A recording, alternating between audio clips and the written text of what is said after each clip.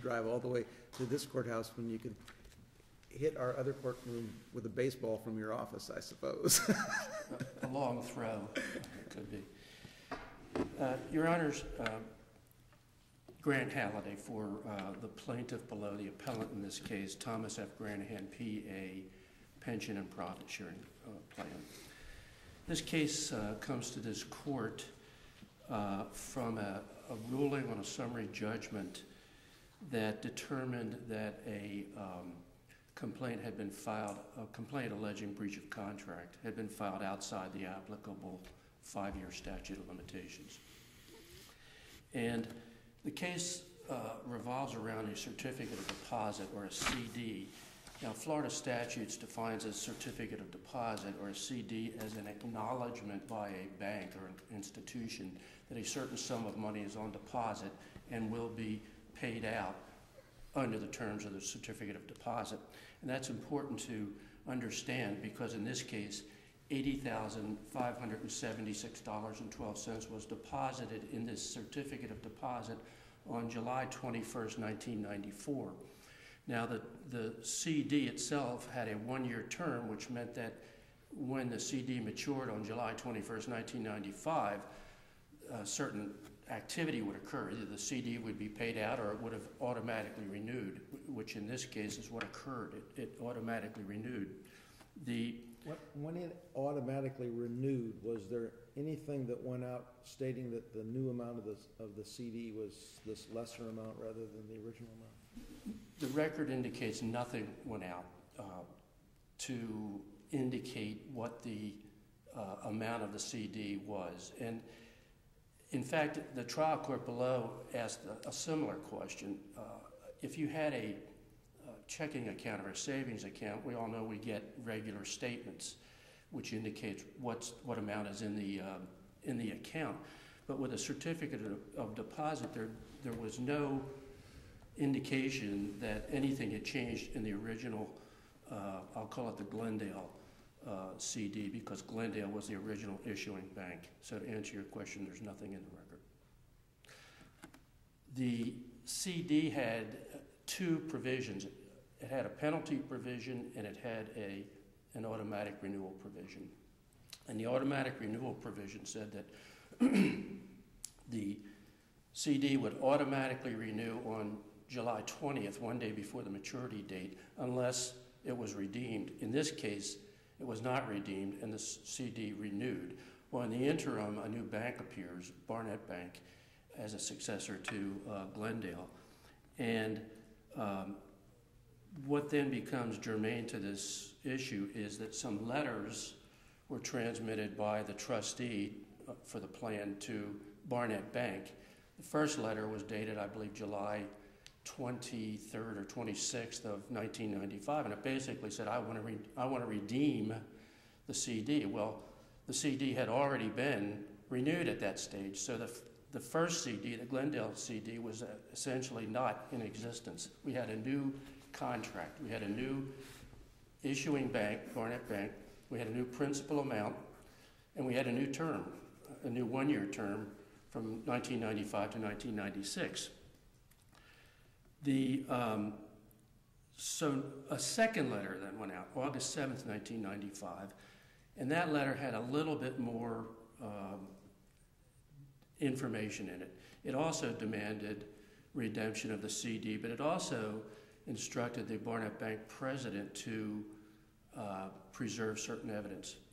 Now, the record does not indicate there was ever any response to these two letters, and it also does not indicate that any action was taken on the CD. So the record only says that the second CD continued in existence until another event on June 21st, 1996.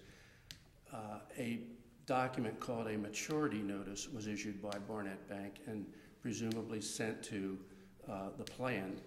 The maturity notice, and that's what it's characterized as, a notice, basically said that if you want to renew this CD, you have to renew it on the following terms. new term of 1 year from 1995 to 1996, a new interest rate, and there was an indication of a balance amount of approximately $44,000. The maturity notice also had a provision that said if you wish to redeem your CD, you can do that by presenting the original CD to the bank. Now that created some confusion, at least insofar as how to interpret the intent of this notice, because if you look at this notice and you see this balance amount of $44,000, and then you see the redemption instructions, which says take your CD, go to the bank and present it, then what amount of money would be transferred? Would it be the face amount of the CD of $80,576 plus accumulated interest, or would it be $44,000? Well, the record again is devoid of any correspondence back and forth between the plan and the bank until a check or a draft is issued on July 26, I believe, 1996, and that would be in the amount of $44,000, much less than the face amount of the CD. About 5 years later, the complaint was filed, a little short of 5 years. The complaint was filed on July 13th, 2001, and we contend that was filed well within the 5-year statute for breach of contract. The bank filed a motion for summary judgment and alleged several things. That the tolling date for the breach of contract on the certificate of deposit was actually as early as the first letter that went out from the plan. I believe that was July 21st, 1995, but it could have been as late as the second letter, August 7th, 1995. The plan, the pension and profit sharing plan, contended that the tolling date was the date the check was issued, which would have been July 23rd, 1996, which would have put the complaint well within the 5-year statute. Is there anything that shows that when the bank sent out the notice that they thought there was $44,000 in it at the end of the first year, that there was any response from the plan indicating that they had disagreement with that amount? There was nothing. There was no response. And it depends on how you interpret the maturity notice. One way to interpret it would be it's simply a notice. If you want to renew your CD, you can only renew it on these terms. In other words, you can only put $44,000 and some odd change in the CD for 1 more year at a lesser amount of interest, as opposed to a statement from the bank which would say, hey, you only have $44,000 in this account, which you would expect would have prompted some response from the plan. But it didn't, and there's nothing in the record to indicate that. But even the renewal that you've explained, even if it's viewed just like you said, in other words, there was a notice that you can only put this amount for that interest, would certainly have triggered some sort of reaction by the recipient of that notice who thought they'd put $80,000 in. At least there would be some conversation, well, what about the other $36,000? Well, there would be, except for the maturity notice, I contend was somewhat confusing, because it said if you want to redeem this CD now, come to our bank with your original CD, which says $80,576.12, and presumably that's what the amount that would be paid. So it depends on how you would have interpreted that maturity notice. It's not a statement. Mm-hmm. One interpretation or one inference that arises from that maturity notice is that this is not a statement. This is only an indication that in the future, should you wish to renew, you can renew on these terms. And that brings... So if I could just ask a follow-up question, because at some point, and maybe it's the July 23rd, 1996 date, and I say maybe because I'm not sure, your client became aware that there was this difference between this 80 and this 44. And then a pretty long period of time elapsed to July 23rd of 2001. what happened in the middle there? There had to be a lot of ugly talk going back and forth, I would imagine, but I didn't see any of it in the record I had. I can only speculate.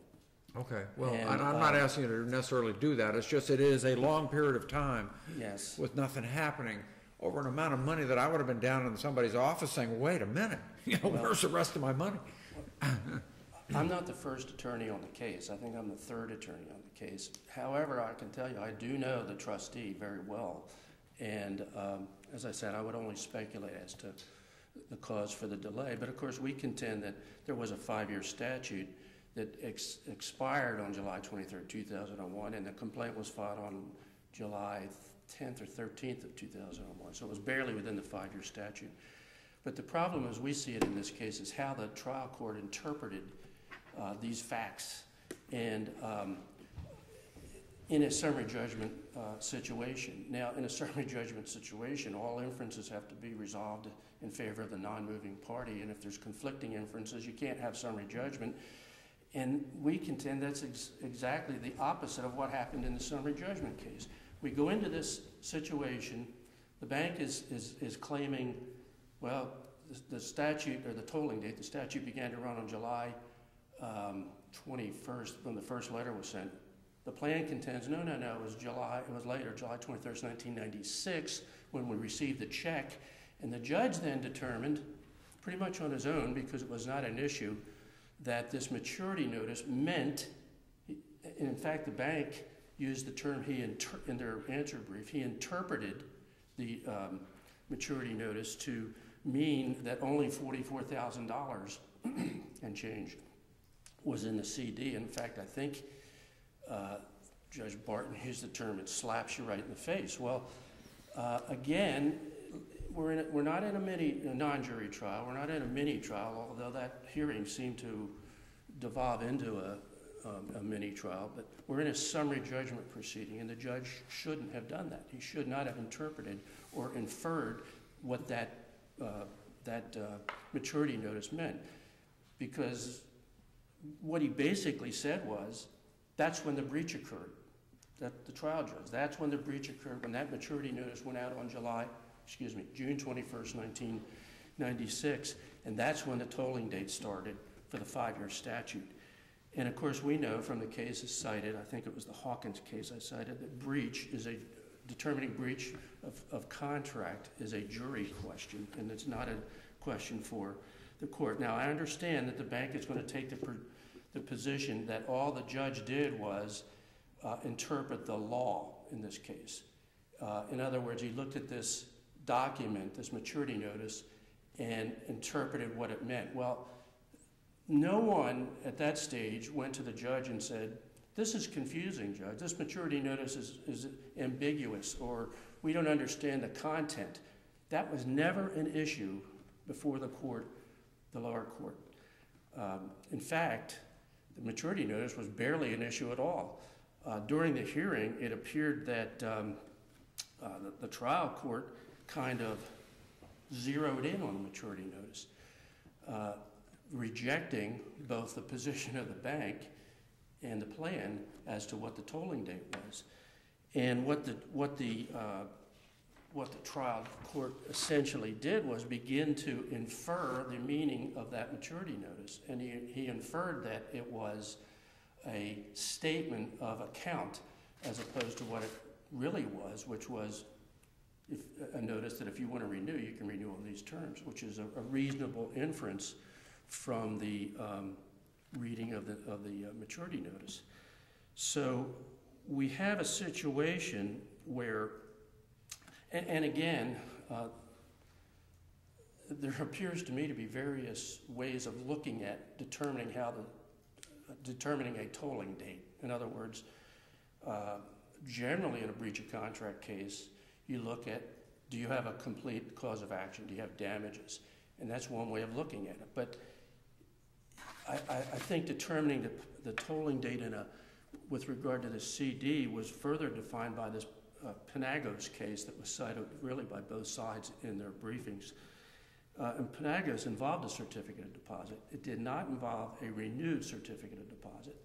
It was a situation where an amount of money was placed in a CD. The CD matured, and a written demand was made. And the court said, well, at that stage, once the written demand is made after maturity of the CD, the statute begins to run.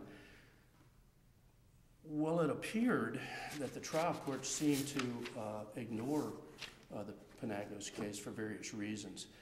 And he came up with this idea that the tolling date began when the maturity notice slapped the trustee in the face, which again is an interpretation or an inference that I don't think the court is entitled to make in a summary judgment proceeding. But what this leads us to is a case this court decided, and that was the Miles Plastering case, which is a breach of contract case where, again, in a summary judgment setting where the parties could not agree as to the tolling date on a statute of limitations issue. And this court basically said if you have those facts, you cannot have a summary judgment. You're down to 5 minutes, by the way. I'll cede to the Okay. opposing side.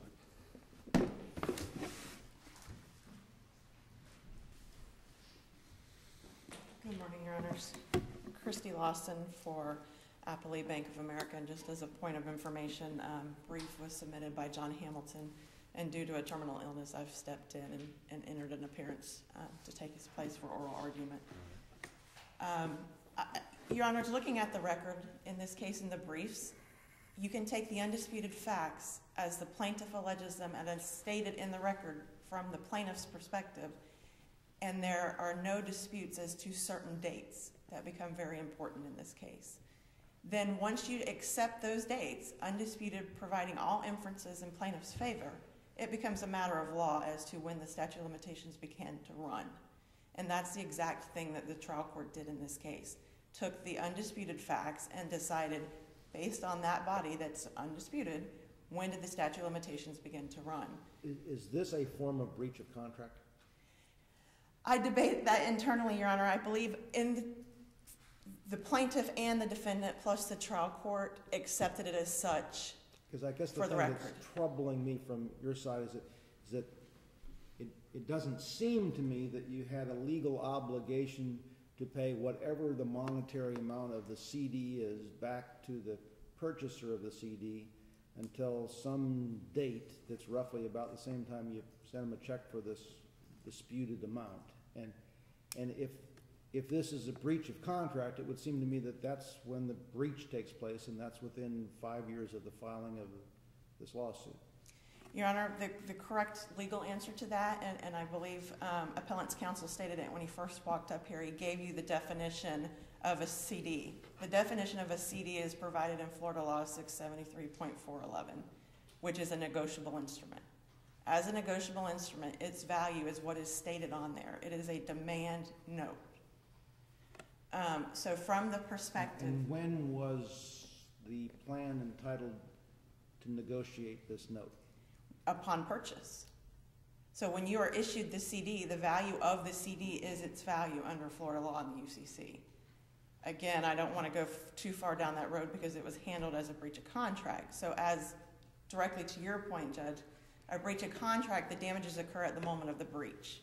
So in the trial court's perspective, when was the breach based on... But they weren't mandated to negotiate the CD the first day they bought it. No, Your Honor. It's negotiated from the point of legal negotiation when you purchase the CD. It becomes a set amount of value on the face of that negotiable instrument. It's negotiable, but it's not redeemable. Correct. And then it has to be, and that's why Panagos goes to the issue of demand. When is demand made on the negotiable instrument? Well, it's redeemable with a penalty, isn't it? That I don't know. It wasn't in the Okay. record whether there was a penalty. It's negotiable. It can be transferred to some other person. Correct. But in terms of the legal obligation to return the funds to the holder, that's when the cause of action accrues, isn't it? That's correct. And the legal obligation to return the funds to the holder is upon demand. It's a demand note. So here, and that's exactly what Panagas says, is it's when demand They is have made. control over the cause of action because they can wait, apparently from that, I guess, years to demand the money. No, and here's why. Because if you are demanding payment for a certain amount, and the demand was made undisputedly in 1995, from the plaintiff's own facts, request for redemption of CD was on July 26, 1995, that's your demand. And on 8/7/1995, plaintiff's own letter submitted in the record, and that's a record cite at volume 3, page 444, he acknowledges, the plaintiff, in a letter to the bank, the trustee does, that he was disputing the amount of the CD. So it's undisputed that by 8/7/95, we have a dispute. You have a dispute. Do you as to the amount of the does CD. he have a cause of action? Yes, he does. Why? Because he's already made demand on it at that time. Which you refused to honor because it wasn't timely under your contract, right? That we don't know. It's not in the record, Your Honor. Well, you didn't pay the money then. You held it for another year and. That's obvious from the record. Right. So there was obviously a breach when payment was not made at demand. Does the CD have some language in it that to get it back, that it automatically rolls over unless you make a timely demand for payment? It automatically rolls for a 1-year renewal. So the issue is still, And so you're saying that what he should have known was that you breached this agreement when you didn't honor that demand a year before he actually got the money. that's exactly right, And Your Honor. that's the breach, not the lesser amount. That's right. Because if you take, and they take it out of that context, Well, do we have the CD, the language of this agreement in the record so we can figure out whether you were obligated, I say you, whoever the bank was at that moment in time, to pay the money and that they refused to honor that letter improperly? we do, Your Honor. The original CD is in the record. It is attached to the appendix as Appendix A, I believe, from plaintiff's brief. And then the renewal CD, the one that has been referred to as the Barnett Bank, is at Appendix K, I believe. Let me confirm. Are they actually two physically different CDs in terms of? Yes, Your Honor. It has the same account number on them if you physically lay them there, but two different pieces of paper, two different amounts. I'm assuming Barnett bought the assets of Glendale or whatever. That's correct, and that is in the record, that Glendale became some other entity, which became Barnett, and Barnett became Bank of America. Yeah, we're dealing with Bank of America now. That's right. Yeah. As a successor in interest.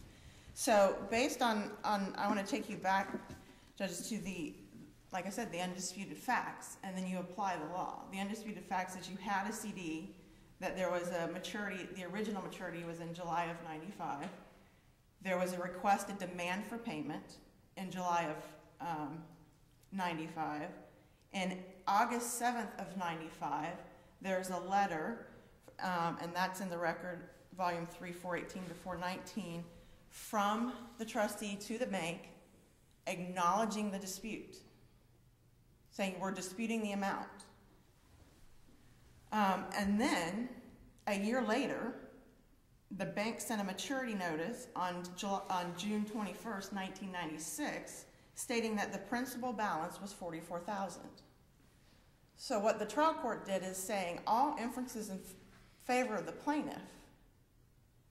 I'm saying that I being trial court, by at least June of 1996, you knew you had a problem when you receive a maturity notice with the $44,000 on it. I got that part, but frankly, until this oral argument, I didn't understand that the judge had decided that the bank breached by not actually paying the money when the problem was known, that they were supposed to cut the check then and not a year later. And that's in the order, Your Honor. The court actually cites to Panagas in his order as a C also.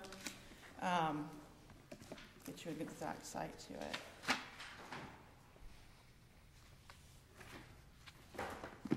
And it's also in the court transcripts. There's a lot of discussion about I think it's 88 of the record. But in the court's final judgment, he says a C also to Panagas on the issue of when the cause of action accrues. That's what he cites it for. And if you look at what does Panagas hold? That the cause of action accrues for a CD upon demand. So, akin back to your very first question to me, Judge, If you look at it as a breach of contract, Florida law is clear that your damages occur at the time of the breach. If it's even nominal, you might have additional consequential damages. So your position is that the initial bank erred in refusing that demand? Correct. That under the language of the CD, it was undisputed they were supposed to cough up the money and they didn't? Correct. At the very least, there is no dispute in the record that there was a dispute by that date as to the amount. On the day the CD was open, I mean, what bothers me about this case is I still can't figure out what really happened here, okay? I don't think any of us know, Maybe Judge. no one knows, or maybe I'm asking a question that's not even relevant, but my curiosity's killing me. The day the CD was opened, was there did the depositor think he was depositing $80,000 and the bank took a position that no, only $44,000, it was written up at 44? That I can answer for you. The record shows that the original Glendale is for $80,000. Okay. Then somewhere in that span of time to the renewals in the 1990s, it becomes $44,000. So, and we just don't know the cause of that. We just don't know. We don't know. It could have been a subsequent withdrawal by the depositor. It could be a penalty by the bank against the amount for reasons that we don't know. We just don't know. And that's right. And Okay. that's part of the issue with the statute of limitations in this case, Judge, which is why it's fair, absolutely fair to apply it in this case. Because the reason why that helps me, at least, is at the time that CD was opened, we don't know whether or not there was a depositor who thought he was plunking down 80,000, but it mistakenly got written up as 44. We just don't have that information. Well, so in other words, there was no dispute then. There's no dispute. We Okay. both know the bank I'll make sure I'm reflects that clear on that. 80,000 was deposited. Okay. And I just want to make clear, because I'm going to have to go back, I guess, and look at the language of that initial CD, but there's no language in that CD that says if you don't make a request for the money by a certain date that it automatically rolls over. There is an automatic rollover for a year, Judge. And is the automatic, is the request not to have it automatically roll over? Is there a time frame on that? I know in the record on the Barnett Bank one from 96, you have 7 days. So on that second one, the second demand, which is what the judge, The relevant one's the 95. 5-1, that right? we just don't know. You don't have a copy of it, Of that CD? I don't have a copy of when the maturity notice for that one as to when it matured versus demand. So we know without a doubt, Judge, that there was demand on 7/21/95. But you have to prove beyond issue of fact that they made a timely request for the money at the end of this first CD that the bank, for whatever reason, wrongfully failed to pay. That's what you have to prove to get this summary judgment, right? No, I disagree. We just have to prove that they made demand and then payment wasn't received. Well, but if they made a demand that was improper under the language of the contract, it's not a demand. It's just a stray letter, isn't it?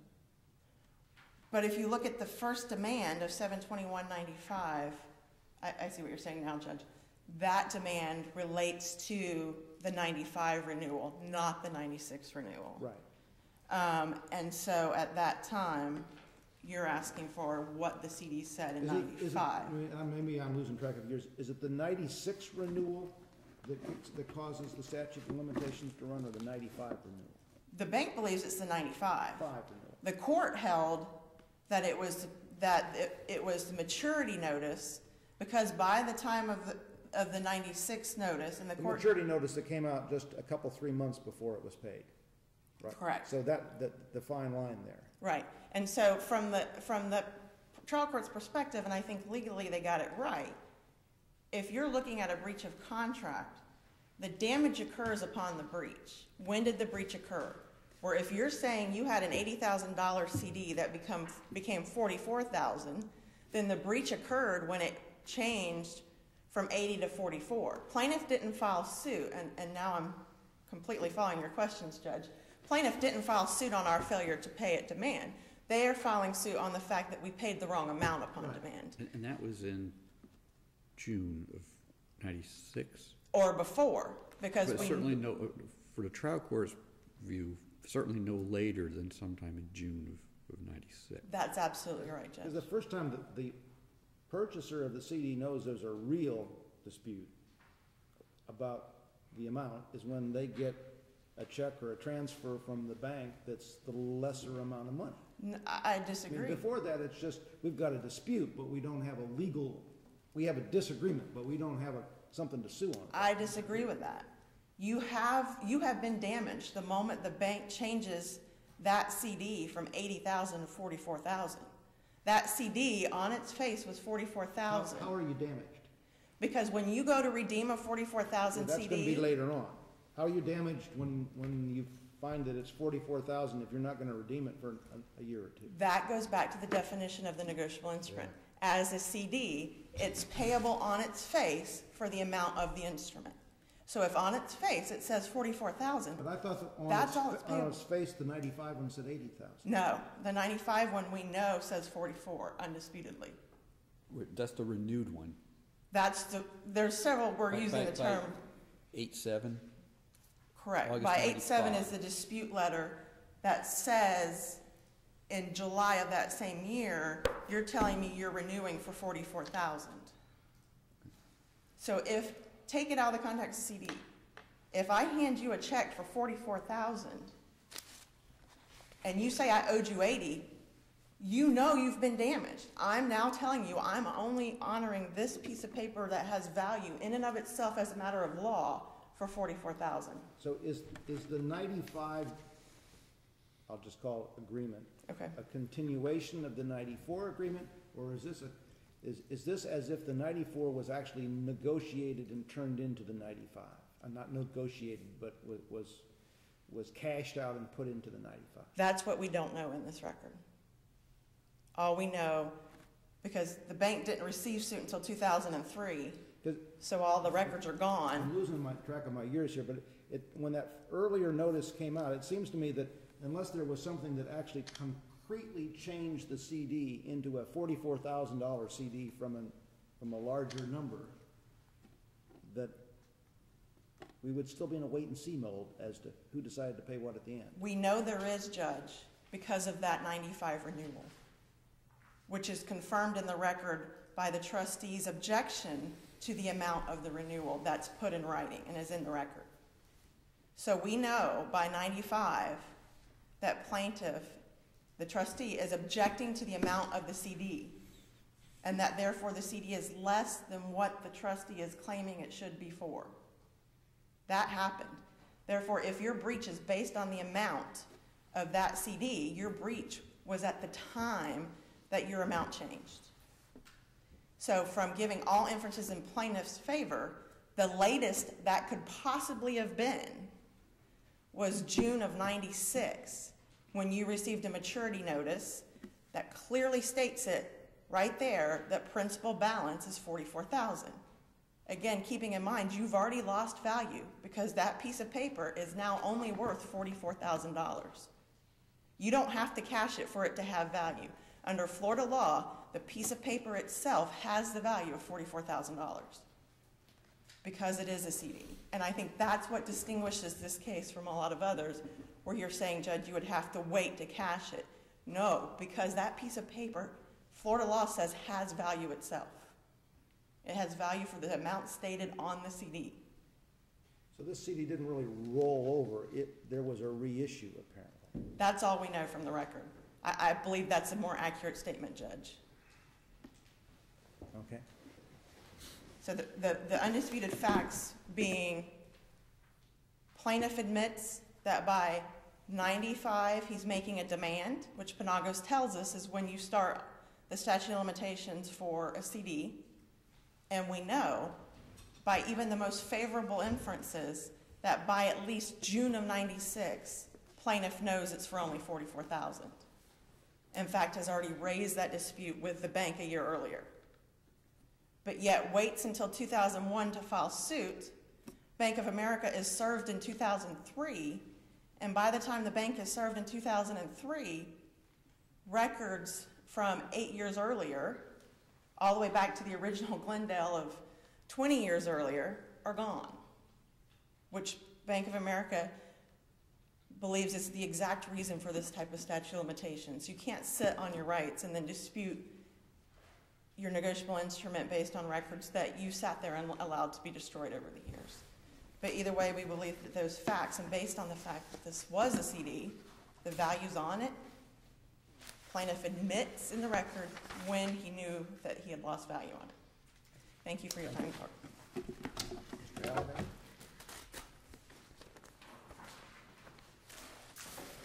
Thank you, Your Honor. There are a couple things that we contend were misstated in this presentation. Number one, there is only one CD in question. There's not two separate CDs, and that certificate of deposit is attached as Exhibit A to the appendix.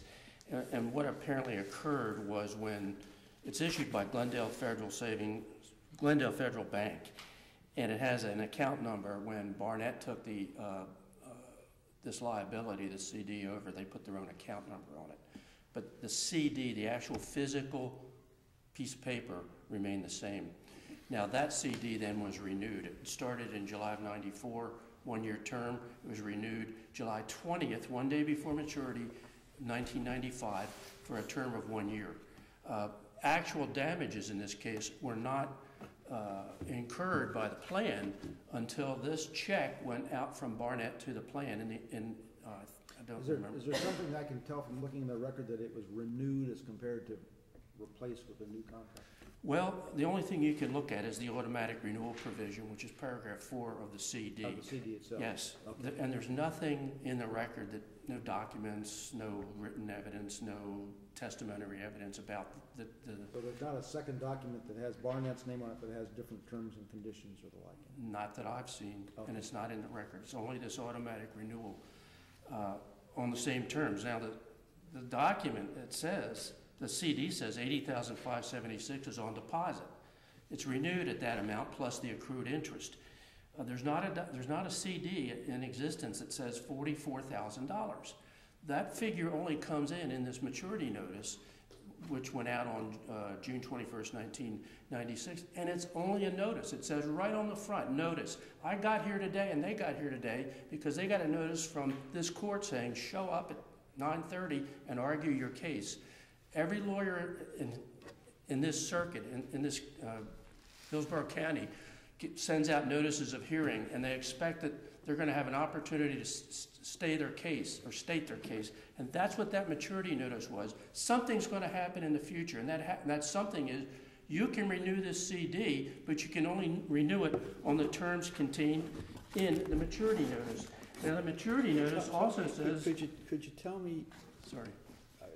help me understand, what's your position then on Ms. Lawson's point that it's a negotiable instrument? It's not it's negotiable only to the extent that you incur a penalty if you redeem it early.